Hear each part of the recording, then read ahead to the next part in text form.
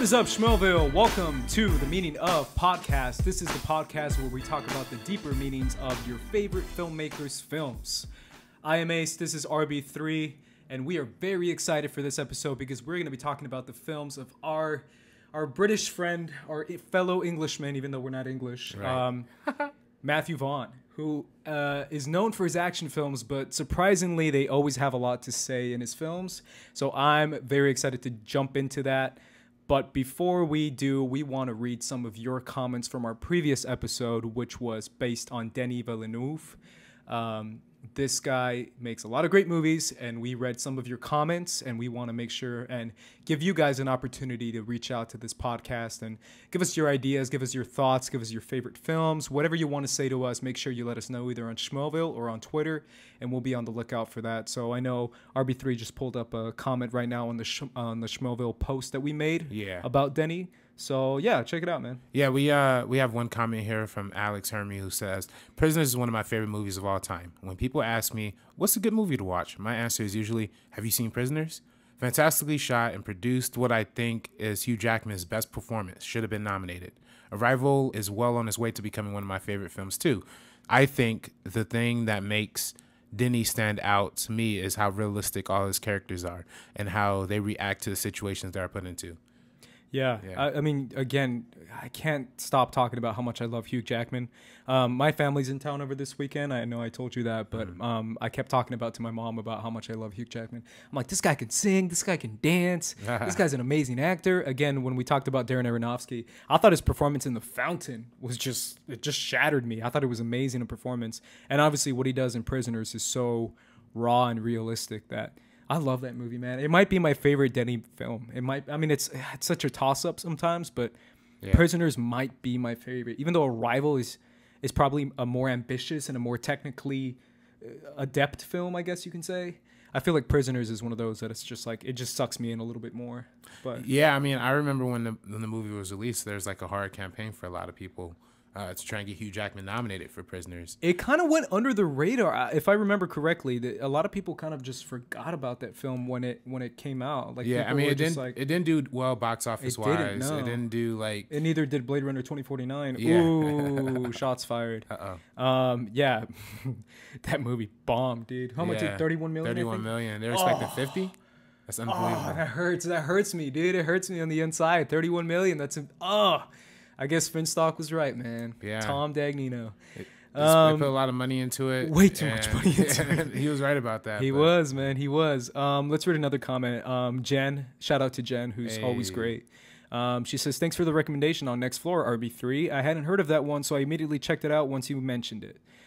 Yeah, Next Floor. Thank you for that, RB3. Yeah, no, I mean, again, like, that was just a short that I had seen. I was like, after me seeing like a lot of Denis Villeneuve movies, I started researching like his filmography, and like that one really stood out to me. And I'm glad people are checking it out now. I'm glad people are seeing it and talking about it, because I think shorts are an underappreciated art form. Like, they are. And, you know, obviously you can't show them in theaters, and when you do have to see them, you have to buy them on iTunes or whatever. But I think that you can learn almost as much about story and storytelling and story structure as you can in a short than as you would in a feature. So I think that's what's really interesting. But I noticed a lot of people were commenting about us not talking about like Polytechnic. Yeah, we got a lot of what are you talking about? Denny did some other movies too, and it's like we get it. We know that. Yeah, I mean, they're great films, obviously. Yeah, they're all great films, and you know, we wish we had more time to talk about it. I mean, we're kind of burning the clock like last time around. We were. Yeah, it's tough, you know, and I think this time around with Matthew Vaughn, I'm excited about this episode. Yeah. And I know it's so weird to talk about our excitement for an episode when we haven't even done the episode yet. Right. But I'm excited because Matthew Vaughn, I mean, we're kind of we're switching over to the conversation now. Matthew Vaughn is one of those directors to me. Like I said before, I like how he's very unabashedly British. Mm-hmm. You know what I'm saying? Right. Like all his films are just super freaking British and super freaking like, you know, very made by Englishmen for Englishmen, and if they happen to do well in the U.S., then that's kind of how he got his popularity. But yeah, Matthew Vaughn is an interesting director. Like I said before, he's one who's known for his action and his kind of stylized sequences and his like really well done like style. Like when people hire Matthew Vaughn, they hire him not necessarily for story, but more for style over substance. I don't know. I don't want to say over substance, but over story, I guess you can say. Right. Yeah. What do you think about Matthew Vaughn, man? What do you like about him? What interests you about this filmmaker? Well, I mean, he has an interesting blend of comedy, action, science fiction in some cases. You know, when we're talking about movies like Stardust, I guess it's more fantasy, but a lot of whimsical elements that transcend a lot of different genres. That he always brings a consistent kind of narrative and style and flow to his movies, and he does that using like a lot of tricky camera work, fast moving, quick pans and zoom ins and pan ins and stuff like that. So he uses almost every trick in the book he can to engage in the audience and keep the audience's attention to progress the story as far as possible. And you know, he obviously comes in like that kind of style comes in the same vein as people like, you know, a Guy Ritchie, Edgar Wright. You know, he other British filmmakers who right, make kind of fast, fun, yeah, and all that. That's exactly. And he wears his influences on his sleeves, you know. So, and you see that in a lot of his movies. You know, it's clear that the layer cake is influenced by like these like hardcore like drug movies, like crime movies, but it's also like the suaveness that like the British brings into it.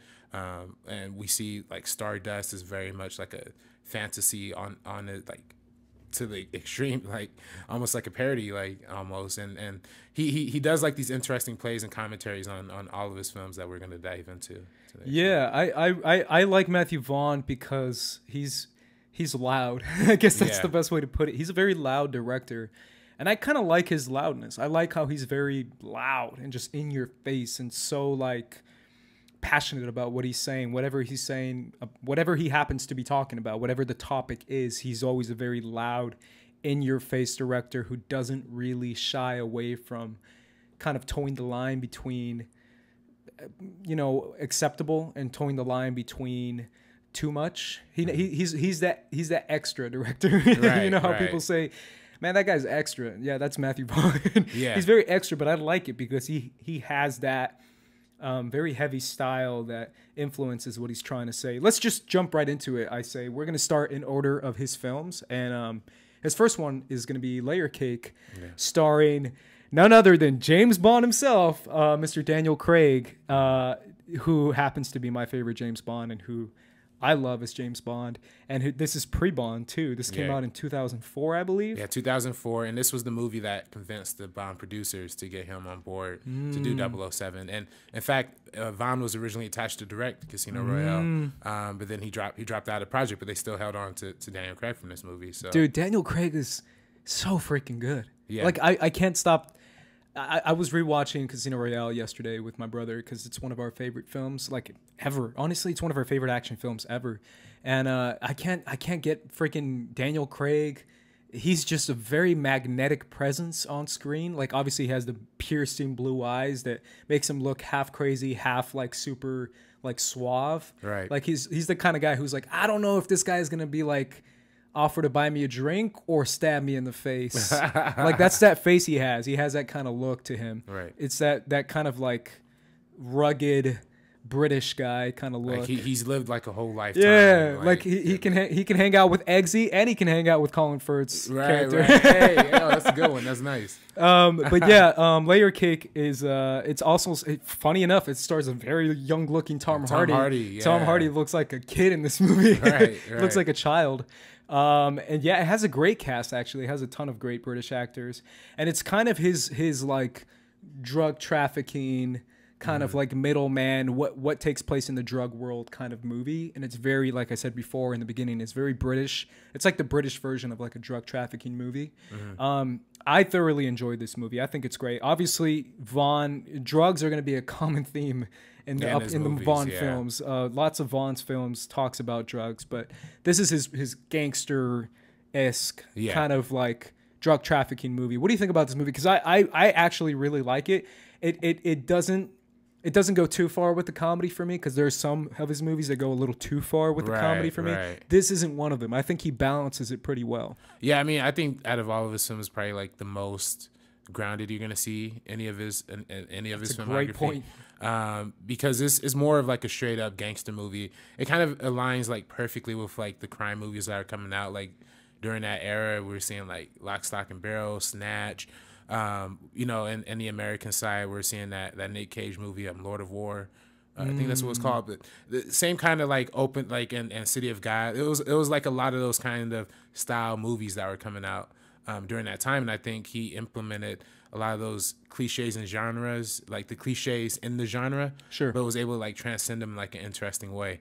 I mean, that opening shot is just one of the coolest, like, it's really cool 2 minutes, like, I think I've ever experienced. And to me, this is personally like this, and we're gonna talk about Kick-Ass a little later. But those are my two favorite. These are my two favorite. Yeah. I remember films. you told me that. Yeah. It's like almost like a deconstructionist look of like, hey, here's what the middleman of this industry looks like. I love that. I freaking love that, because that's kind of the whole theme around the movie is like the life of the middleman, right? In a drug world, it's like we have that mentality of what it looks like to be a drug kingpin, but what does it look like to be like a drug like prince pin? I don't know. Yeah. Someone who's in the middle of the drug trafficking world, someone who's not quite having both feet all the way submerged into the drug world. It's kind of having like 1 foot in, 1 foot out kind of. Right. Yeah. I mean, the main theme that I see running in that movie is obviously that. I also like the theme of like outsmarting your opponent. The whole concept of like this drug trafficking world isn't a world for dumb junkies or dumb people who just think like, hey, I want to make a lot of money and I want to be a gangster. Like that's something that he brings up a lot. His character in the movie, who by the way doesn't have a name, X. He keeps bringing up the concept of like, this is a smart man's business. This is a business. This isn't for people who just want to shoot up people. This is for people who want to make money and be smart about making their money and make sure they have a lot in their retirement fund. That's kind of like what the point of this is. I love that. And I also love how the concept of like, we see this a lot. We see this in Breaking Bad. We see this in other drug related TV shows and movies, is the concept of like submerging yourself deeper and deeper. Where it's like one decision leads to another bad decision, leads to another decision where you're forced to kill, forced to do that, until eventually you're so submerged into it that you're not going to get out. Yeah. It's the way out is getting killed, and that's it. That's kind of the whole running theme of the movie as well, because Daniel Craig's character wants out and he can't get out no matter what he wants to do, because he's just stuck in this world. And I think that's really interesting because, you know, going back to the whole idea of, you know, you have to be smarter than your opponent. You have to do, you know, they kind of play a lot with it. I mean, the whole title of the movie is Layer Cake. So the whole idea is like there's different layers to, you know, society. You know, the ones at the bottom are just going to be the ones who consume, or the consumers are just the people who buy and, you know, use these drugs. You know, and then there's Daniel Craig at the middle, who just wants out, but there's no way for him to get out, because without the middleman, the top can't get back to the bottom, you know? And obviously, like, both of the characters at the top are trying to screw him over, right? Like, we see him from the very beginning with, it's not the Duke, it's the, I guess Eddie. Names are gonna be tough for me. I mean, you know, is it Anthony? I know there's something like that, but Jimmy. There we go. Got you. Jimmy tried to have him killed, or tried to have him arrested, and then the second guy tried to have him, you know, tried to screw him out of like half of his money, you know, from buying the pills. And I think overall, it's just saying like, no matter how much somebody in the middle tries, like, the top is always going to push them down as much as possible. And it's going to take extraordinary measures to even get up to that point. And I think that's what's on display here. And, you know, he goes through all the steps of making it to the top. He outsmarts one guy. He kills the other guys. He gets the Serbians off of his tail. Hardcore, by the way. Hardcore Serbians. So it's just, but at the end, his only downfall is, you know, taking another man's woman. You know. But it's one of those things where its downfall is still somehow related to the business that he got into. I thought that was kind of interesting how he's like, I'm good, I'm done, I've done everything the right way, and even if you've done everything the right way, you've still had that one slip up. You didn't think like loose thread. You didn't think was going to come back to bite you, but it did. I love the ending, because the ending is very much like kind of weeding your way through competition. And I love that line. I think it's Tom Hardy who like raises a glass to him. He's like long live the king or something like that. Right. And I'm just like, damn, that's crazy how like you can go from being somewhere in the middle to at the top. Like legit, you're now the drug pin, you're now the kingpin, you're now the boss of everyone. And even then you're still gonna get out of the business bloody. It's not, you're never going to get your hands clean. You're always going to have blood on your hands. Right, exactly. Yeah, that's such an interesting movie because it does have a lot to say about the, we're going to talk about this a lot in his last film as well, but the legality of drugs, right? Right. How he talks about how it's the same thing as over-the-counter crap. It's the same thing as pain medication or any of those crap, but making it illegal makes it a business and makes it a bloody business versus making it legal. Right. I know Matthew Vaughn has a lot to say about that, and that's one of those films that he comments quite a bit on it as well. Right. I don't know if you have a last word on Layer Cake. No, I mean, I definitely agree with that, and, you know, the whole idea of, like, being imprisoned for, like, drug offenses, like, scare a lot of these guys. Like, the whole idea of prison in general was, like... at the beginning of the film, it's so great. The voiceover, he says, you're right, that scene when he says, like... When people who were like legit killers and rapists and gangsters were in the same amount of time in prison as people who sold crack or people who sold marijuana or something like that. Yeah. What he said, I forget, there's a line in the movie and I'm sure someone's going to correct me because that's what happens. But he says like, if you sell this much drugs, you'll be in prison this much time, which by the way is more than a rapist gets. When he said that, and he said it very bluntly, he didn't say it like in a comedic way. Yeah. I was like, damn. That's hardcore, dude. Yeah. Like raping someone, something that's considered some of the most offensive, most disgusting crime you can do versus selling like a little bit of drugs. And you're in the same amount of prison time. Yeah. And I was like, damn, that's deep. That's real deep. And we see like all the characters like have their fears, like that, like the dude Morty, who's like, who spent 10 years because like his driver fell asleep or whatever. And, you know, and again, that plays into the whole concept of like you know, criminalization of the stuff. But then you also see in that same montage at the beginning, he's talking about like how these like killers and gangsters saw like these pieheads coming into jail and were like, oh, we're in the wrong business, you know, because, you know, everybody's feeding off of it.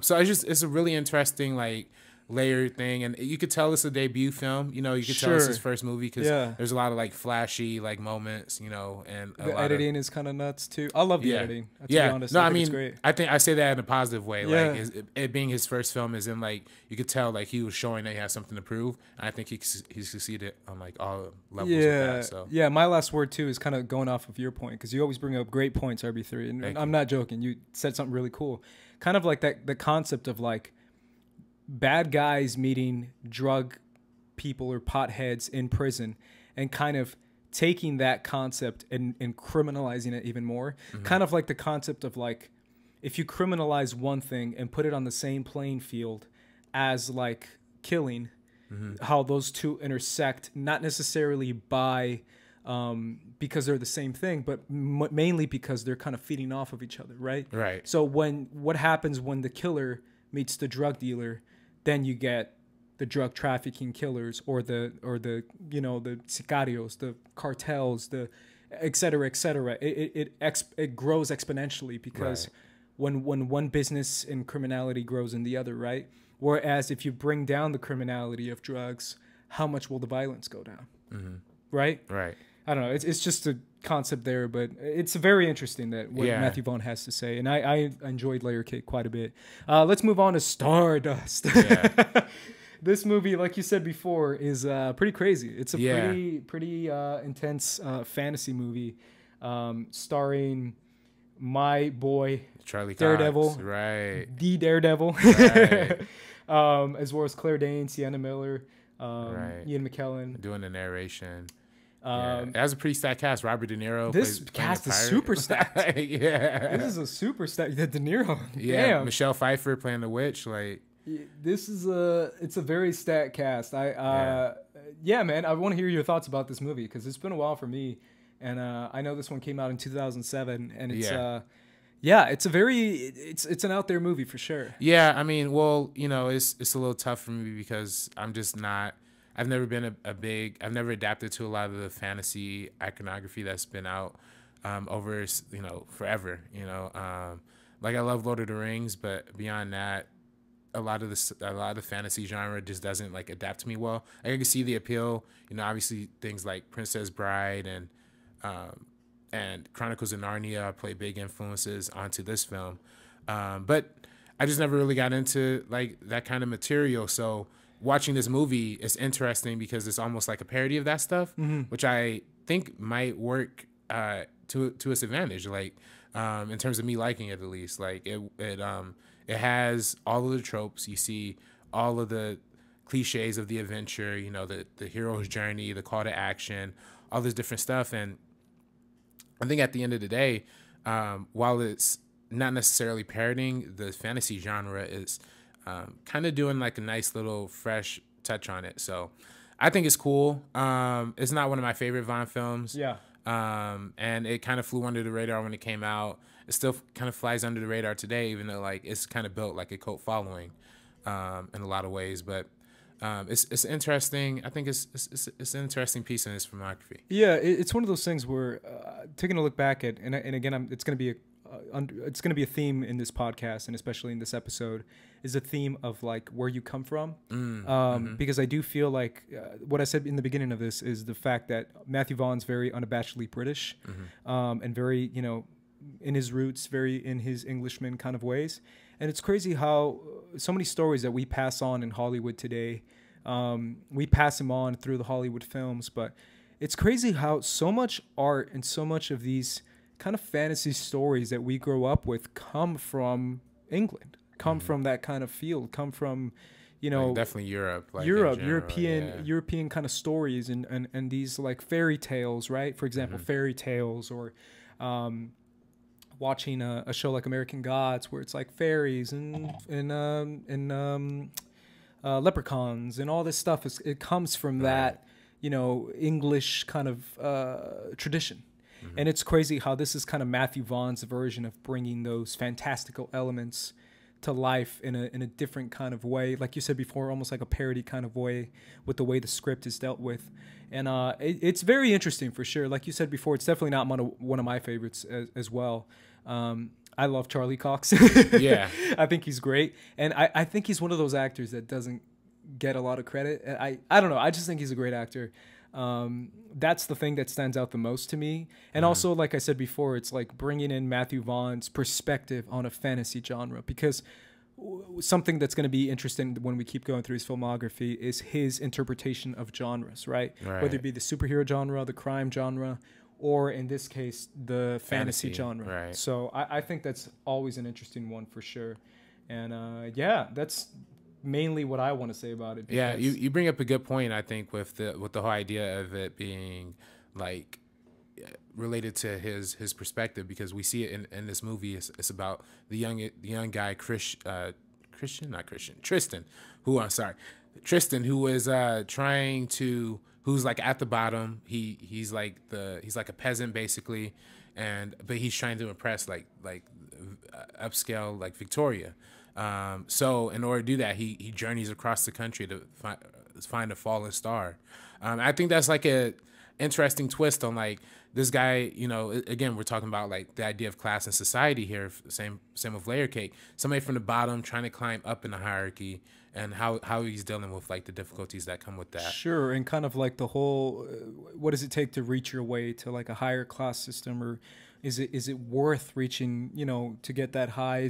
Are you still the same person you were before? Yeah. That's something that always comes up in Matthew Vaughn's films, especially with, I think, all his films, to be honest, but especially with Kingsman, which we'll get into later. And then and he has a good excuse me, there's a good moment in this film where he has to try and cross over the wall, like this old wall that divides like both sides of the land, but and trying to cross the wall, there's like this old dude, like this 97-year-old guy who just like kicks his butt, and it's like, oh, what, like, and he comes home to his father, and it's like, oh, what happened to you? It's like, oh, the old man beat me up. He's like, isn't he 97? It's like, well, you had plenty of time to practice.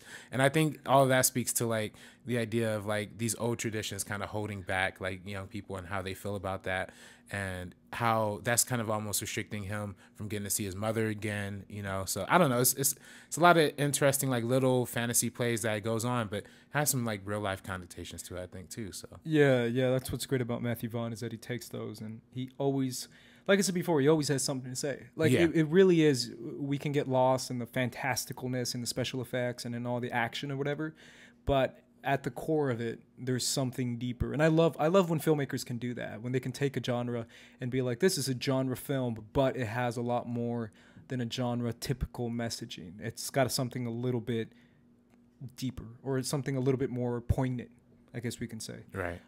Cool. Let's move on to another one of his like parody type films, which is Kick-Ass. Yes. This is probably your favorite Matthew Vaughn film, yeah, if I'm not putting words in your mouth. But Kick-Ass is one of those films where, I mean, what year did it come out? 2010, yeah. which is a ton of superhero movies are coming out by then, right? Yeah. I mean, there's so many superhero movies. The market of Hollywood is flooded by them. And it's turning that... obviously, this is a Mark Millar comic that it's based on, which we see. It'll come up a little bit more, too. Mark Millar, he is going to be a constant theme, I think, in Matthew Vaughn's films, because we'll see that he comes up a little bit more as well. But yeah, so basically this is his kind of almost parody of a superhero genre, and it's almost like a commentary on the movies that are coming out then, which is all these like big superhero movies from Marvel and from DC, obviously. And yeah, this one definitely has a lot to say from the very opening shot of the movie. Right. But what do you think about this movie, man? What do you like it so much? Because I know you enjoyed this one quite a bit. Yeah, I mean, for in terms of like my favorite superhero movie of all time, I probably say The Dark Knight, right? But in terms of the one I think that I've watched the most is probably Kick-Ass. Like I have this movie on iTunes, and just like I just run it at night sometimes when I just need to like watch something as I go to sleep or whatever. But to me, it's like, it's a great film. There's some things that holds it back from being perfect, but I think overall, like the way it tells the story of like this nerd who's like coming from high school, like didn't fit in anywhere, and he takes like this turn, almost like psychopathically, like taking like this turn to go out at night, fight crime. Even after he gets stabbed and like almost dies, he still goes out and like tries to like fight all these criminals, and he ends up becoming part of a bigger world of superheroes, like local kind of real life superheroes. So I just think it's funny if they take the concept of if a teenager was to really be a superhero and how would that really look. And of course, it's not like really realistic, but it's something that gives like a grounded perspective. Yeah, I think, on the genre. Kind of the concept of vigilanteism. Right. Where it's like if taking the law into your own hands sounds cool if you're Batman, but if you do it in real life, you're kind of a crazy person. Right. Where it's like, damn, bro, you're taking this too far. Like, leave that to the cops, because it's one of those things where being an actual superhero always sounds so much fun, but in reality, you're crazy. You're legitimately a psychopath if you try and do that. Right. Something that I feel like I was going to touch on in upcoming of Matthew Vaughn's films, but this one especially hits the nail on the head when it comes to Matthew's use of violence. I want to hear your thoughts on that, because one of the biggest things coming out of this movie is obviously Hit Girl. Yeah. And the concept of a little girl committing just horrific acts of violence, where to the point of so much extremism that it's comedic. It's comical. It's kind of like a parody, right? Because at first you're watching it and you're like, this is wrong. Right. This girl's 11. She should not be killing people this way. Right. And then when you're watching, you're like, oh, I get it. That's what it's supposed to be. It's supposed to be kind of like a comical, over the top perspective on the acts of violence that vigilantes commit. And the fact that it's a little girl doing this kind of makes it even more flipping it on its head, and even more like commentary on what it is about the violence and all that. But yeah, what are your comments on that? Because he does not shy away from violence. Matthew Vaughn does. Yeah, no, it's funny. I remember when this movie came out, and I don't know if you're living in LA during the time. I wasn't, no. But I remember when this thing came out, like the Fox 11 News must have ran like at least 2 stories a night, like talking about like this little girl in Kick-Ass is like cursing, swearing, violently killing people, like, and that's kind of what drove me to see it, because I was like, you're like, that sounds great, you know, and I think, but yeah, I mean, it's controversial, and I think that's why a lot of the studios like passed on it. It was actually independently financed through like a lot of different like foreign companies or whatever, and eventually like Universal ended up buying it all whole right. But that's all those studios are passing on it, because it was like, oh, you're not going to have like an 11, 12-year-old girl killing and cursing like at this level, like at that rate. And so they were just like, either you drop that whole character or you make it so she's like 18, 19, you know. But in terms of the use of violence, I mean, he definitely has like this kind of over the top way to presenting like the blood splats, you know, all of that stuff, and like the stabbings, like that whole part when she goes into like that, I guess it's almost like a trap house. Yeah, and, like, the apartment little. Yeah, place, and just like murders all those dudes, like beheading some guys, you know, like it's crazy. So, I mean, in terms of the violence wise, I mean, I like to see directors who get kind of fun with it. Tarantino does that a lot. He does. Tarantino does not back away from that. Yeah. I mean, and again, I think that's, you know, Matthew Vaughn looking at people who inspire him and kind of taking a lot of those elements. But yeah, I mean, I enjoy it. I don't see a lot of people say it has negative effects, especially on kids, especially when it's somebody like Hit Girl who's like 11. How are young boys and girls going to see that, and are they going to be influenced by that? I remember that's kind of a big conversation that came up during that time and still kind of comes up today. So sure. I mean, in general though, I mean, what do you think? Like, do you think the media? It's such an interesting thing, because I mean, I was talking about this with my friend a couple days ago, because obviously it's hard to bring it up, but we're coming off the tails of a very horrific event in United States history, which is the Vegas shooting. Right. And it's one of those things where I hate, personally, right, coming from the world of art and film and stuff, like, you probably agree with me, most people who live here will probably agree with me and agree with you, that it's like this concept of like, you know, video games and violent video games and violent movies and all that stuff, it influences the kids to not really. Yeah. Having access influences people, I think, is the main thing.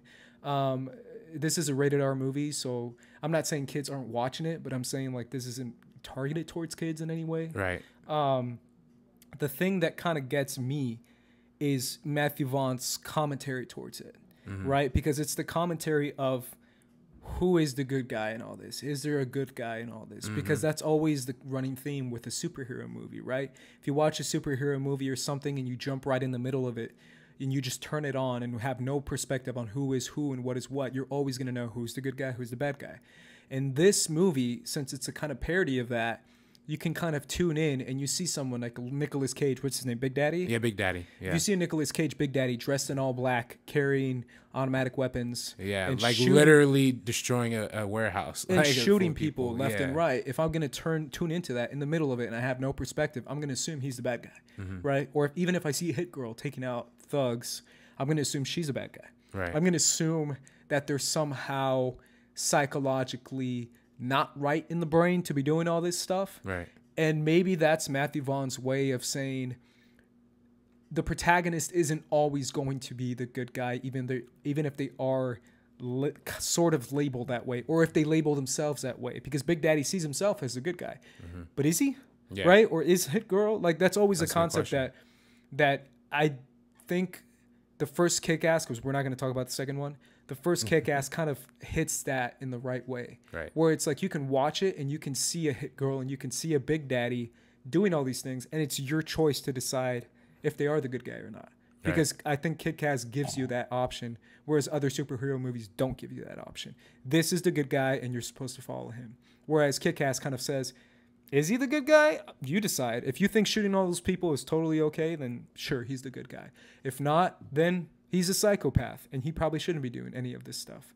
So I know that's a little bit deeper than what maybe we see initially in the film, but I do think it's there with the extreme violence. Well, and I think you bring up an interesting point with like who's actually committing the violence, and I think when you look at even like you said, from the good guy side, from the bad guy side, like both sides kind of have like idiots, you know what I mean? Like the Mark Strong character in this movie literally kills somebody because he puts them in a microwave, you know? Like you know, people are literally getting like rocket launched out of windows, you know? So it's like at a certain point, it's like it's the responsibility of the viewer to like interpret it how they want to interpret it, and if they see themselves relating to like the Big Daddy like Batman ripoff dude, if they see, it's kind of funny. Like I think if somebody came in and watched this movie and just saw like that Big Daddy warehouse fight, they would think it's like a parody of Batman or something. But it's all the way to the cranked up to 11 in terms of violence. So do people still interpret him as like a Batman kind of deal that kills people, that does all this, and then where does that line toe for superheroes? You know, should they be allowed to kill? Where, you know, and coming off of a comic book written by Mark Millar, who was just famous for over sensationalizing violence of all of his characters, even if they're somebody big like Tony Stark or like Captain America, he'll go extra ham on the violence with them just to explore like where's the line toe? What does being a superhero mean if you're hurting people in the act? So I think that's one of the themes that they explore here really well. And I think also like they explore like geek culture really well too. Like the idea of somebody being so influenced by something that they read or something that they see. Something that they idolize and worship. Exactly. And what happens when they start to adapt that behavior, and what happens when other people become privy to that behavior. That's a good point. And you actually have access and opportunity to commit those acts of vigilantism, right? What happens? It's not so much like I really want to do it. I really want to do it. I really want to do it. As far as like be Batman or be a superhero, but I know I can't. What happens when I can? What happens when I have access to weaponry? I have the ability to physically put someone through pain, and I have a way to somehow cover myself and cover my tracks, right? Training, I guess you can say. It opens up that door of like, what happens if stuff that influences you actually influences you to commit acts of violence, right? I don't know. It's all very interesting because again, it comes down to the purpose of it, and it comes down to the reality of it, as far as, you know, taking the law into your own hands, right? Where's the line between a vigilante and a terrorist, right? Is that line as big as we think it is, or is it a little bit thinner? Right. So there's also like a really brilliant like comedy in terms of like spoofing the genre. Sure.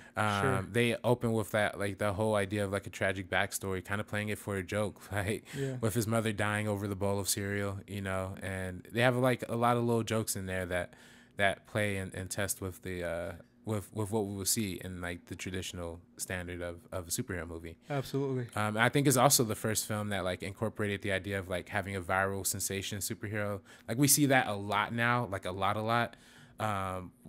We just saw that recently, I think, with one of the films. I can't put my finger on it, but with Kick-Ass though, especially, it was like he got videotaped, got put on YouTube. Spider-Man Homecoming. Oh yeah, that was a big theme in there, and it's a big theme. That's I mean, I hadn't seen any other movie tackle that except for Kick-Ass before, where like somebody literally videos him, put him on YouTube, and like that's how he becomes like a viral sensation, and people start emailing him. You know, so it's interesting. You never see that side of the superhero movie until this point, and I think that's really how it manages to break a lot of cool ground in the genre. So cool. Let's move on to his next film, which is my favorite of his films. Okay.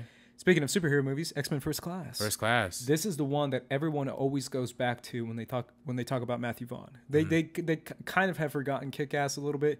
Layer Cake is way too far back in the back of their mind.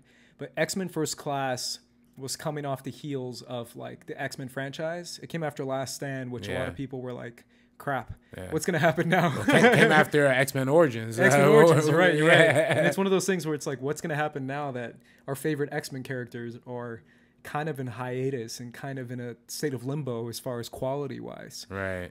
Matthew Vaughn came with this movie, which was a prequel movie, which I remember when it was coming out, and a lot of people were like, really? A prequel movie about Charles Xavier and Magneto? This is going to be terrible. And I cannot lie, RB3, walking into the theater watching this movie and walking out, it's such an experience for me. It really was, just being an X-Men fan. And obviously, a lot of you guys know I'm a freaking comic book nerd. I'm a nerd. Like, that's just what I grew up with. And X-Men is one of those franchises that heavily influenced me. So on a personal level, watching this movie, it was very much like, damn, this was so well done. These are my favorite characters coming together, and it comes from another realistic kind of perspective as far as Magneto, right? Right. This is essentially the Magneto origin story, because Professor Charles Xavier is very much at face value what he is, right? This kid, you know, influential family, going through school, all this stuff, the themes of being a pacifist, the themes of being X-Men comes, the Charles Xavier and Magneto relationship comes between the themes of the civil rights movement, which is Martin Luther King and Malcolm X. Malcolm X, yeah. It comes from those themes. So we see that, but seeing the backstory of Magneto, someone who I've loved like passionately, one of my all-time favorite comic book characters, and seeing that POV, seeing that point of view, it becomes so much more gray. Whereas we take a character like Magneto and we always label him as a villain because he kind of is a villain, but at the same time, is he a villain, or is he just a guy who's passionate about persecution and passionate about discrimination and hate crime? He has a very jaded perspective. A very jaded perspective, but he's so passionate and so jaded about it, about his people. And he's so tired of being discriminated, and so tired of hate crimes, and so tired of his people being persecuted, that he takes matters into his own hands to a certain extreme, right? Right. That to me is just, you can say whatever you want about this film, but that to me is so well done, and it's handled perfectly through Matthew Vaughn's hands and through Michael Fassbender's hands, because I think his performance as Magneto is flawless, and it's so good. Mm-hmm. Yeah, I mean, the script was originally written to be the X-Men Origins Magneto, and then they rewrote a lot of it to incorporate the Xavier story and eventually like the whole X-Men in general, the foundation of the X-Men at least. And you know, to me, this is the second best X-Men movie for me personally, close right behind Days of Future Past. Okay, this one to me is always a toss up between this one and sometimes X-Men 2. Okay, I love that one too. Yeah. But you know, and again, this came out during a time when like everybody was shitting on the X-Men, Mm-hmm. right? Last Stand was a disappointment. Wolverine, you know, nobody liked, and so coming into this movie, you know, I remember this was post MCU, so like Iron Man 2 had already gotten started. This was in between like the Dark Knight movie, so a lot. You know what came out the same week as this movie, or the same 2 weeks? Green Lantern. No, it did. Because this came out at the end of May. Because you know why I knew that? I know it because I was going to go watch Green Lantern. And a friend of mine who was working at the theater was like, maybe you should see X-Men First Class instead. I saw Green Lantern. It's not very good. And I was like, I'll take your word for it. Give me 2 tickets to X-Men First Class. And that's how I went. Really? That's so funny. Yeah, because I do remember this came out at the end of May. And then Green Lantern came out like June 17th, which is my birthday. I remember that. Yeah, so it was definitely like you know, with First Class at least, you know, it was something new to the genre, taking it back, making it a period piece, you know, dissecting. You're kind of talking about the civil rights implications of it, and I think that that's definitely something that Vaughn took into consideration when like crafting these characters, because you see, you know, kind of almost paralleling the story of like the real Martin Luther King and Malcolm X. You know, one had like a harder struggle, harder lifetime, comes, like I said, jaded perspective, and then you have one that comes from, you know, more influential side, and you know, has more opportunities, more access to things, and we're backed by a lot more people.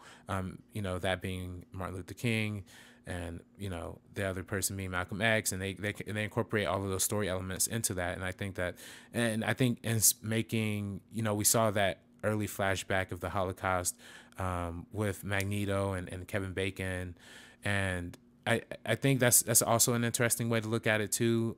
We saw the brief glimpse of that in the first X-Men, but we see it fully expanded here, and you know. I kind of like reading the X-Men a lot through the 80s when it was taken over by Chris Claremont. He kind of talks about how the X-Men is almost representative of like Jewish culture as well, in that like people who look just like you, who are also white, like, you know, or have like a European background, but also being discriminated against by other white people because of what they believe in. And that's the same with the X-Men. It's like they're here in plain sight, but people still discriminate against them. So yeah, it's you know, he manages to fit in a lot of these different boxes and checks. And with having Jennifer Lawrence being someone who's like poor, just walks into Xavier's kitchen, and you know, is brought up into a whole different lifestyle now. It's just fascinating. It's at the core of the X-Men characters and the core of the X-Men story is all about discrimination. It's all about people who feel like they have more of a right to something towards you because of their background. Yeah. It's very Nazi. I mean, that's why bringing in that, like you said, about the Holocaust, about the Nazis, about how they were trying to purify the race and all this stuff about race and about religion and about beliefs and about discrimination and about hate and hate crime. That's at the core of the X-Men characters since the inception of the X-Men, since the very beginning. Right. And that's what I love so much about it, is that Matthew Vaughn incorporates all those elements, like you said, the Malcolm X angle, the Nazi angle, the all these angles that it takes. And it's something I love as well. And I know that he's not really a part of this story, but his dad is, Azazel. Nightcrawler. What I've always loved about Nightcrawler is the fact that he's hardcore. I mean, Catholic. Hardcore Catholic. Yeah. Loves Jesus, loves the Lord, loves all this stuff. And he looks like a demon. Right. And it's those things that it's like, and everyone hates him because he looks like a demon. And he's like, I'm way more Christian than you are, bro. Right. But I look like a demon. It's that concept of like, I'm going to discriminate you because of the way you look, because of what you are, because of your background. That's at the core of the X-Men. And that's why watching that movie really makes you think. Because I can't lie, RB3, I'm kind of Team Magneto as far as watching this movie. Because he brings up those points. He's like, dude, look at this, look at that, look at this. Look at the discrimination we faced. You know, I've been at the hands of men who are just following orders, no more. Right. You know, when are we going to stop at, you know, it's okay to do something if you're following orders, or it's okay to do something because we were told to do something, or we believe a certain way and we're somehow justifying ourselves. When is it the right time to show our hand through a forceful method? Right. Not a peaceful method, but a forceful method, something that people will actually listen to. Mm-hmm. That to me is so interesting. And I also love the concept of the relationship between him and his mother, right? Where it's that concept of like, it's one of my favorite lines in the movie, and it's one of my favorite lines in general. When he's like, I agree with everything you just said to Kevin Bacon, he tells him, but you killed my mom. Right. He's one of those things where he's like, dude, you're totally right, but you killed my mom, so I'm going to kill you. And it's like those things where it's so good. And also the concept between good and evil. I love it because Matthew Vaughn, Magneto, and Charles Xavier have this moment where where Professor Xavier taps into his bright memory. I was just going to mention that. And he taps into the memory of his mom. And he taps into, as far as like what he uses as far as rage to use his powers. And then I forget the line, but it's something like somewhere between rage and serenity is the perfect balance. Somewhere between physical anger and passion and peacefulness and love do you find the balance to accomplish great things. It takes drive and sometimes righteous anger to accomplish a goal that you're really passionate about, but it also takes peace of mind, and it also takes serenity and patience to accomplish your goal, because you can't get it right away, but at the same time you want to try and balance those two. That to me is just like, that's so good. It's completely fascinating. And that's why I love the character of Magneto so much, because he doesn't fall into a spectrum of a bad guy. He falls into the spectrum of, like you said, someone who's jaded, someone who's been through some things personally, who's seen the Holocaust firsthand, who's seen the effects of racism, of the Nazis, and he says no more, no more. I think that's so good. It's so good. Yeah, and you know, they obviously address a lot more of the political stuff when talking about the kids individually, and that's kind of where the movie doesn't work for me almost. Okay.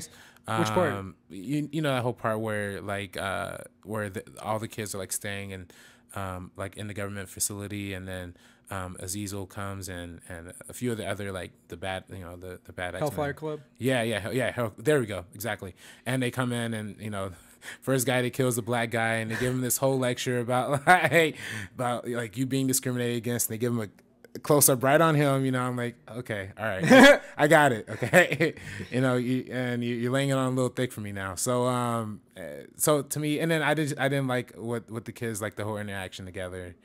To begin with. The party scene. Yeah. I'm like, oh man. Yeah, Zoe Kravitz though. Yeah. Shout out to Zoe Kravitz. She's great. She's great.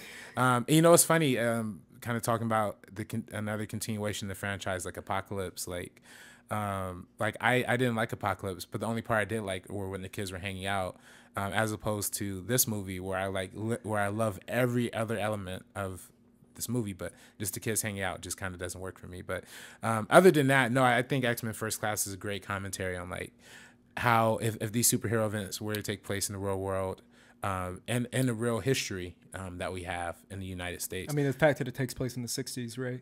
Right. So with good. The Cuban Missile Crisis, you know, the whole thing with the generals, because that's so true. Like, and like the early 60s was just like, oh, you want to get like a powerful place in government, just like seduce a senator or something like that. Like, and you know, I guess that's still kind of true now, but it's just interesting how they play on that and how they incorporate how these superheroes will like actually live through that era. And I think that was also kind of a first of its kind for doing that too. Yeah, so. It's so good, man. And there's so many good things to say about it. One other thing I love, and I know this is such a cliche thing, and it's such a thing that people take out of hand now because this movie did it so well. It's that scene where Magneto is looking at Jennifer Lawrence, and Jennifer Lawrence is working out. She's doing the bench press, and Magneto's like, "Why aren't you in your true form?" And she turns back into like the older lady, and he's like, "No, you're oh no, that's when she's waiting for him in bed. I'm sorry, I'm confusing my scenes."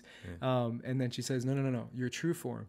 And then it turns into Mystique, and he's like, perfection. And then everyone takes that like perfection line. Yeah. But he says a great line when she's working out and his blue form, and she turns into her blue form, and he says something like, you know, you're so passionate about your rights as a mutant, your mutant rights, but you're not willing to show everyone who you truly are. I think that's great, and I think the concept of Mystique in general, which is why I hated what they did to her in Apocalypse, right? I mean, it's terrible. That's why the whole Jennifer Lawrence thing kind of blew up, because it's like the whole concept of Mystique, the whole point of her character is that she looks really freaking weird and blue, and she embraces that fully, right? Mm-hmm. And that's why I was so bummed out where it's just blonde Jennifer Lawrence the whole time. But anyways, that's a whole different thing.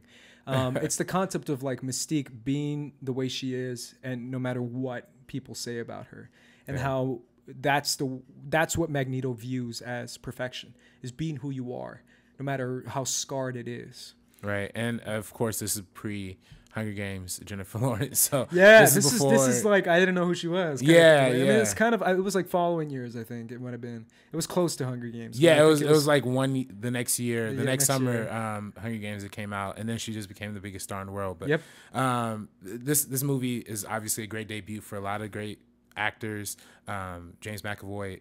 Michael Fassbender. Oh, so good in this role. Yeah. He broke my heart in this role, man. Yeah. I love it. And obviously that scene in Argentina, I can't stop talking about it when he's in the bar with the Nazis. Yeah. It's such a good scene where he's like, my parents didn't have a name.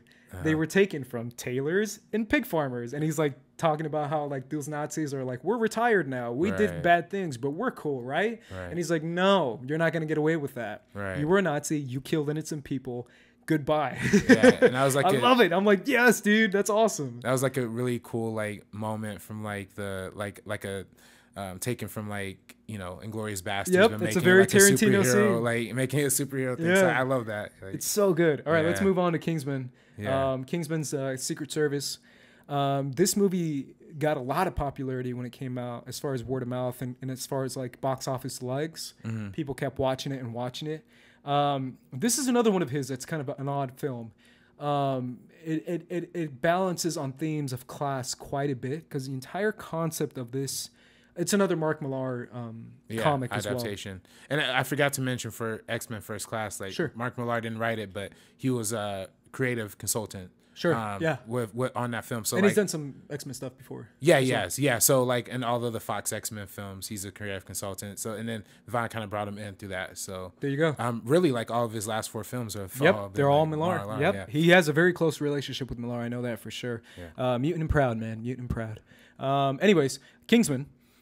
This one deals with kind of a concept of, I rewatched it recently, so it's even heavier on my head right now, of class, of gentleman, what it means to be a gentleman. Does gentleman mean how much money I have? Does it mean how I speak? Does it mean who I interact with? Does it mean, what does it mean? It's the whole manners maketh man kind of story, which I like quite a bit. This is obviously a little bit more British of a film than other films that he did, like an X-Men First Class, which isn't really British. But this is very much like that British classism of like the South London, hey, bruv, you talking about, bruv? The fuck you talking about, bruv? And the way they like talk like that, and it's like the very South London kind of. I love the way they talk. For me, one of my favorite movies. I gotta give a shout out to Attack the Block. If you haven't seen Attack the Block, it's great. It stars John Boyega, pre Star Wars, and it's that concept of like subtitles, because I don't know what they're saying, but it sounds dope.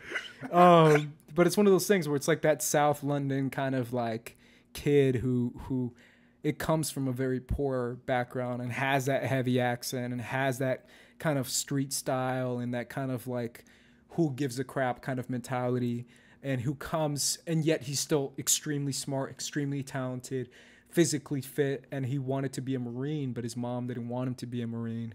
And it's the Michael Caine, King Arthur, who says that, you know, he's not from our class, he's not from our class, he's not one of us. He tells that to Colin Firth's character, Colin Firth, Galahad. What's his actual name? Galahad is his. Did they say his real? Oh, Harry. Yeah, Harry. Yeah. Harry, who Colin Firth, he's always defending him. He's always like, no, he's one of us. Right. And Michael Caine, who's playing that kind of like British high class kind of snobby guy, who's like, he wasn't one of us. He was just a lower class man. And he's like, no, Eggsy's father saved my life, and he was always one of us. Doesn't matter what background he came from. And it has that kind of theme running through the entire kind of movie. Yeah, it's one of those movies that people always look at the action of it, but it has that theme playing throughout it. What are your thoughts on this? Yeah, I enjoy Kingsman quite a bit. It's not like you don't think it's as good as it's hyped to be, right? Yeah, I mean, you basically nailed it right on the head. I mean, there's a lot. This was a very hyped movie. Yeah, I mean, this is even like the fan base now. Like I tweeted something about Kingsman. People love their Kingsman. Yeah, so it's like I found a lot of Kingsman fans. Right. I was like, damn, where you guys from, man? So I apologize ahead of time if it kind of sounds like I'm shitting on Kingsman or Kingsman 2. I'm not. Maybe Kingsman 2. We'll get to Kingsman 2. Yeah, but the first one's very, very cool though. I mean, it's a nice play on the spy genre. It's really like you said, a breakdown of class.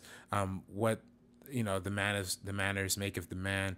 How to behave and like how to take somebody from like the streets, the bottom, the South London, and bring them to the top of this like secret government organization. What is that like? How's that going to be for him? And it works on a lot of different levels. It's a big commentary on the idea of Americanization as well, with Samuel L. Jackson, how he's kind of like this commercialized out cat. He only eats McDonald's for dinner. And playing as Russell Simmons. Yeah, playing as Russell Simmons, exactly. And he wearing like Jordan shoes, and but his whole plot is to take out the world using technology. And but it's also a commentary on climate change. Yeah. And as far as like the only way to battle climate change is to kill everybody. Yeah. It's basically population control. Right, exactly. And of course that is, and how does that way of technology, obviously it doesn't gel with like the old kind of classy British way, you know, of like the gentleman, it's definitely, like kind of like the stereotypes we have of British culture is like, oh, they don't have phones, they call each, stuff like that. Like it's a very proper, very uptight, studious kind of deal. But this guy who's like this American dude who wants to take down the world using technology, you can see why that would be a threat to the Kingsman. Sure. Having the main plot being like, oh, we're gonna kill each other with like over aggression, you know what I mean? Sure. That kind of plays into like how there's not a lot of gentlemen in the world, where's the level of politeness or manners or stuff like that. And they address all of these topics, like I'm kind of saying it serious, but they play it in a really funny way. Yeah. One thing I definitely want to bring up to you, because I'm curious, Mark Millar, Matthew Vaughn's Kingsman movies play into a little bit of a political atmosphere, a little bit more than his other movies, as far as like the politics nowadays.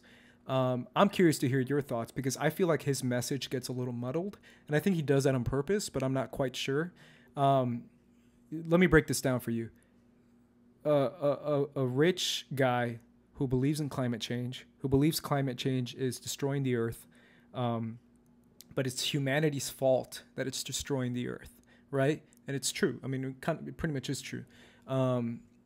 His decision to solve this issue, kind of like Michael Caine says in the movie, humanity is a virus.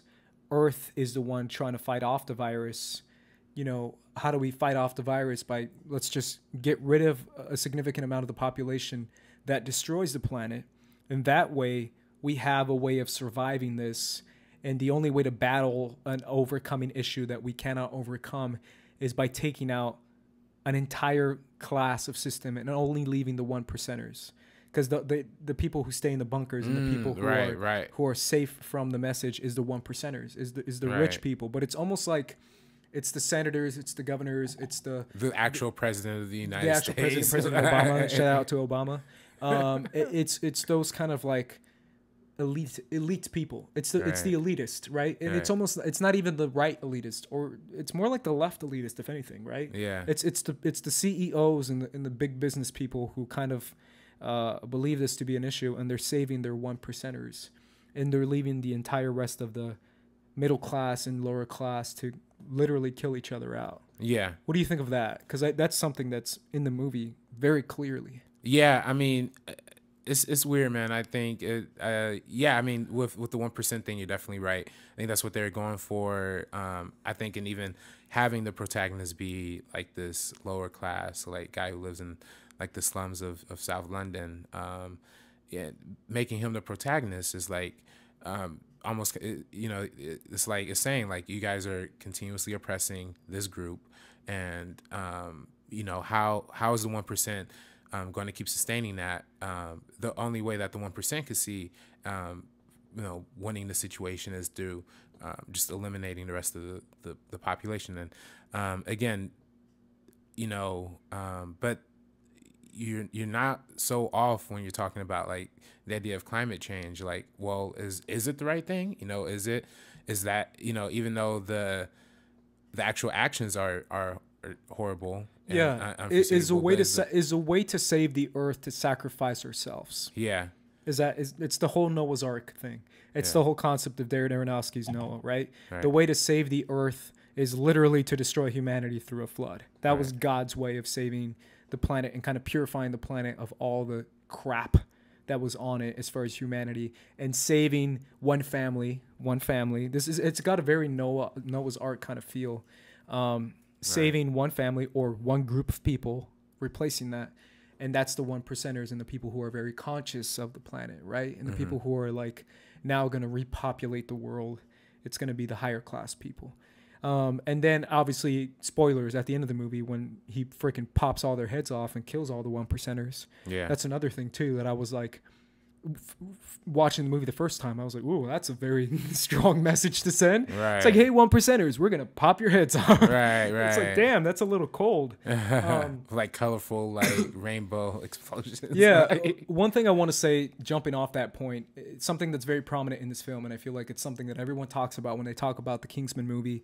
And I really want to bring this up to you, and it goes back to that it was such a controversial scene that they actually cut it from a few cuts of the movies when they were showing it in other countries. The Kentucky, they cut it. They cut it from Mexico. I know that, really? Or at least I think in South America or Mexico. I'm sure someone's going to correct me, but I know I got a tweet one time saying, "Hey, why did the church scene get cut from the Mexican version?"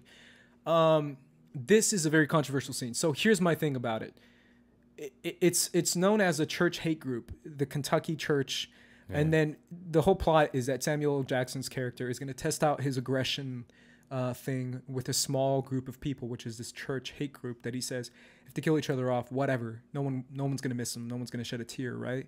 I think they're kind of supposed to represent kind of the Westboro Baptist Church kind of. Oh, yeah, definitely. The kind of hate group as far as the church. Here's my thing about it. The problem I have with it is two things. Obviously, I'm not going to be the one to say that I have a huge issue with it, but it's that concept of like, there are people like this. There are people who, Matthew Vaughn didn't shy away from showing these people to be a hate-filled group. Yeah. This isn't your average church. They say the N-word quite a few times in this scene, which was a little hard to see in this movie. They say the N-word. They say, like you said before, extremely racist slurs, homophobic slurs. And they really paint this church group to be like, Christianity, these Christian people hate this, blah, blah, blah, blah, blah. But I feel like what Matthew Vaughn did with it was when he does a whole action violent scene when what's his name, Harry Galahad kills everyone in the church in an extremely violent way, in an extremely over-the-top way. I can't lie. I want to hear your thoughts on this because I'm sure everyone loved this scene, and it's great. It really is an amazing action scene. But the concept of, like, we're dealing with these people right now in our day and age with these hate groups who use the Christian platform, who use church as a way to justify their hate and to make it their foundation and kind of perverting the church in a way.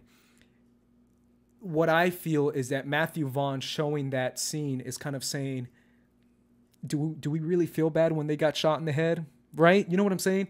Is the way to battle these people violence? Because me being such a peaceful pacifist guy who hates violence in real life is the way to battle these racist, homophobic people through violence. Because the movie kind of says, they got killed. It's in a violent way, but they suck anyways. They're racist. And it's true. They are racist and they do suck. But is it really still okay to kill these people? Right. I mean, it's kind of play like asking, if, are these people deplorables? How much is their life worth over the life of like our protagonist? And they made it a very clear point to show that these people are racist and homophobic. They're not killers. They're not murderers. They're just racist and homophobic. But then when the rage starts to come out, you see the more violent tendencies come out as a side effect of like the thing that triggered in their brain. I'm just curious to hear your thoughts on it because for me, it's one of those things where it's like, is he saying that violence is okay against racist people? I mean, if that's what he thinks, that's what he thinks. But I'm just curious if that's what he's saying. Right. No, I mean, it's that whole punch a Nazi guy thing. Right. It's like if is that these people doing wrong, does that make their life, their value like worth less? Are they less people? Is promoting violence, is promoting hatred. Does that justify violence towards them? Yeah, and again, this is coming from Matthew Vaughn, who's like, as much as a great director he is, he's pretty mean-spirited in his films. Like, he will very much poke at people he doesn't like. Yeah. We saw that in like Kick-Ass. We see that especially here and in this church scene. And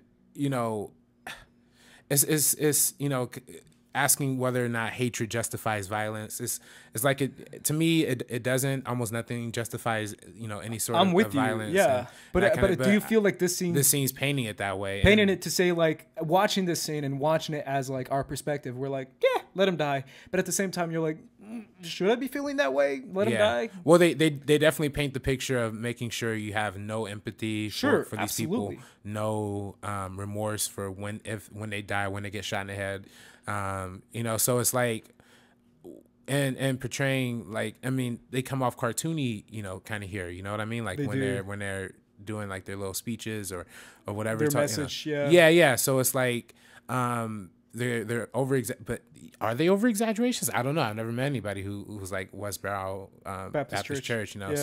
So it's kind of a weird thing of like, well, yeah, these people are no good, but they're still functioning members of society. They're still people. They still haven't committed crimes. Right. They're still mothers. They're still fathers. They're still daughters and sons involved in that stuff. But watching them die was a little bit satisfying. Yeah. You see what I'm saying? Right. And again, I guess it depends on what like side of the fence you lie on with some of these issues. I don't think there is a side of the fence, to be honest. I think it's clearly what they're doing is wrong. Yeah. I just think the framing of it is kind of odd. Putting it inside a church, a little bit weird. Putting it as Christian, a little bit, heavy-handed. Yeah. And then kind of putting them in a situation where they're literally killing each other and getting shot in the head. I think the framing of it is more than the actual message of it. I don't know. To me, that's one of the things that stands out the most in the Kingsman movie. Yeah, they kick it off with again making sure you don't feel any remorse for these people, making sure that you hate these people just as much as Colin Firth does. And when he starts popping off and when he starts slaying people down and whatnot, that you're rooting for him. And exactly, but in the movie he wasn't even attempting to do that, right? Right. It was something that he didn't want to do. He was forced to do. Right, but you could see but before that build up, he was very much like, oh, I got to get out of here. Like I can't sit with these people anymore. Like I think he was of course, getting ready to get up. So it's like, you see why somebody like him would be provoked to do that. But at the end of the day, they're all sociopaths who who don't see equality and justice for people and equal rights. But does that justify them not having a place in this world anymore? Does that justify the manner in which they were killed, right? Because we've seen scenes like this in movies before. We've seen shootouts. We've seen like 1 million people get died. I mean, you've seen movies like The Raid where like a bunch of thugs get killed. Yeah. But you see them as like killers, rapists, people who have literally given away their right to live in a sense, right? Where it's like that concept of like, I'm a killer, I'm a rapist, I'm someone who's like the worst of humanity. When you see it in an action film and in a shootout, you're just like, damn, yeah, that's cool, that's crazy. But seeing this scene, seeing it in a church, seeing it with racist people and discriminating people who are a burden to society, but are they justifiable of getting shot in the head 1 million times? Like it's something that to me, watching it, I was very much like, what's the message here? That the way we should battle these systems and these people is through violence. I mean, I don't know. That to me is something that. Well, and I think that goes to a larger point of like his commentary on American culture, and we'll talk about this in the Golden Circle. Let's jump to it. Let's jump to Kingsman 2 as well, because I feel like Kingsman 2 kind of obviously intersects with this movie. Obviously, you have your thoughts on this movie. We saw this movie together last week, full disclosure, and I sat next to RB3, and it's so funny because RB3 and I were watching this movie, and obviously this movie is ridiculous, but RB3 is cracking his way all the way through the movie, just cracking up. You can hear the RB3 laughs now. And then he turns to me after the movie, and he's like, that movie sucked, bro. After hours of cracking up, and he's like, that sucked. But this movie, it's kind of a cringe fest, man. I mean, I was kind of laughing more at like how cringy some of the lines were at the very beginning. I told you this after the movie, but I can't find the quote online, but there's one part in there where I know exactly. After you told me, I didn't know what you were talking about, but thinking about it on my way home, I knew exactly when they were talking about the Golden Circle, and I was like, it must be some sort of secret organization. Yeah, and you're just like, how'd you get to that conclusion? What? Just because they got a logo? Damn. And she said it all slow and dramatic. Like, I don't know. There's like a lot of moments in there for me. There's some fun moments. I kind of want to talk about this movie. The thing about this movie that stands out, obviously, is Eggsy being a full-formed Kingsman. It's the introduction of the Golden Circle. It's introduction of the Statesman, which to me was interesting because the Statesman represents the super cliche Americana, Southern Kentucky, talking with a Southern accent, gun-toting, cowboy hat-wearing, cowboy super spy, which is kind of ridiculous, but in a way it kind of worked for me. I don't know why it worked. I like seeing Channing Tatum be that kind of cowboy, super South dude, super spy kind of guy. I like that. I actually liked Pedro Pascal's version of that too. I hated what they did with him at the end of the movie, which I obviously was talking to you about. But obviously, this is the movie I mainly was referring to when I said that when it comes to politics, Matthew Vaughn gets a little muddled. Yeah. Where he's like, okay, so the villain is someone who wants to legalize drugs, but at the same time, the villain is the president because he wants to get rid of everyone on drugs because he won the war on drugs because they're all going to die out. But at the same time, it's like drugs are bad, drugs are okay. You should do drugs, you shouldn't do drugs. In fact, what is the message? Like, I was so confused. I was like, what are you trying to say, dude? Like, I don't know. This movie, the message to me, the meaning of this film was a little bit muddled because the villain was a drug dealer who wanted to legalize drugs, and the villain was someone who was like war against drugs. What do you think about this, man? It's just, I don't know, man. The whole movie. That's the episode of today's meeting up. Just joking. I can't stop thinking. But we do have like a little bit of time left. yeah. But no, they I don't know, man. It didn't work for me at all. So like, basically, there is no. Let me break it down. The thing is, the whole theme of this movie is that drugs are literally killing humanity. Anyone who does even the tiniest puff of freaking weed, and that's gonna die. That's where I and they're literally gonna die. I don't get this whole idea of like, like, you know, there's like, of course, you know, they're saying like pharmaceutical drugs are just as bad, but it's like, why are you putting like weed on like the same dude, like same as level heroin? As some dude like literally smoking crack. Or heroin, or yeah, like any kind of drug. Like, it's just because like, at the end, what's her face gets injected with heroin. Yeah, and you're like, heroin, and all right. Like the president's, like, you know, the Secretary of State or whatever. She's like, drugs aren't that bad. Yeah, she's like, people actually need the help. I don't know. So sometimes you need a little puff now and then, Mr. President. And by the way, do you think they like rewrote a lot of this like after Trump got elected? I don't know. I mean, we can jump into that, but I feel like I don't know. They were definitely saying something about that. Also, the fact that like, how did the whole time I was thinking, wait a minute, if even like the tiniest Eggsy didn't have any rash that tried to kill him with drugs. They literally showed him earlier. Even when they showed him earlier with like a freaking giant bag of weed. Yeah. And then it's like, I don't know, this movie to me, obviously let's not get into the whole different concept of like the finale of the movie with Mark Strong's character of Merlin, who I love, by the way. Literally sings. Hey man, that broke my heart, RB3. That broke my damn heart.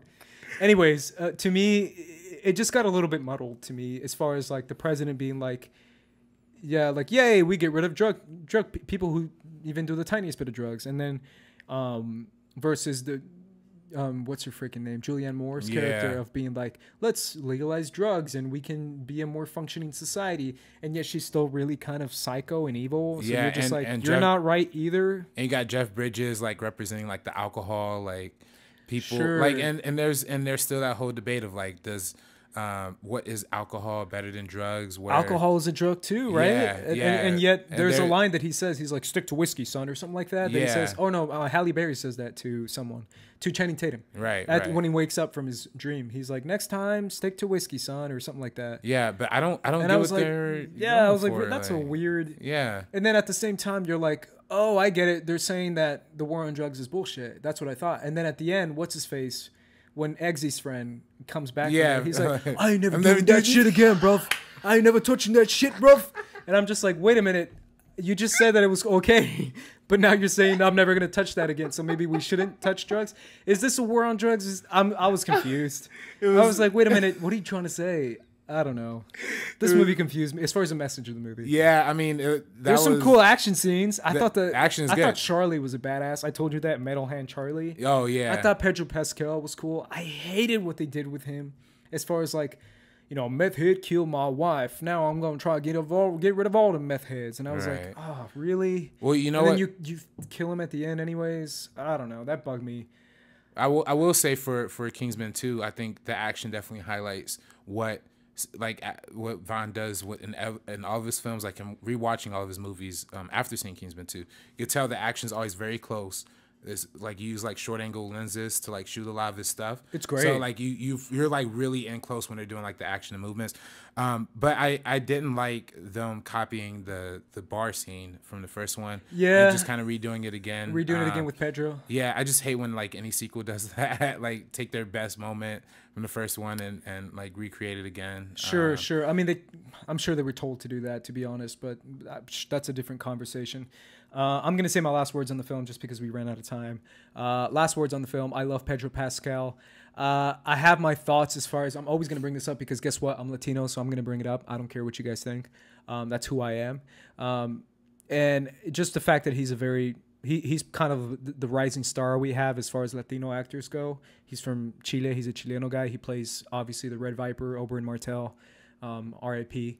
And what they do with his character at the end kind of rubbed me the wrong way as far as the whole upbringing of the character and as far as the whole concept of bringing this Latino character and his the way he went out to me was just so pathetic.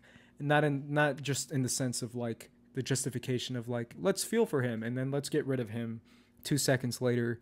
Yeah, that to me rubbed me the wrong way. Also, the concept of stacking the drug dealers inside stadiums. Oh yeah, I was like, really now? Alrighty, cool.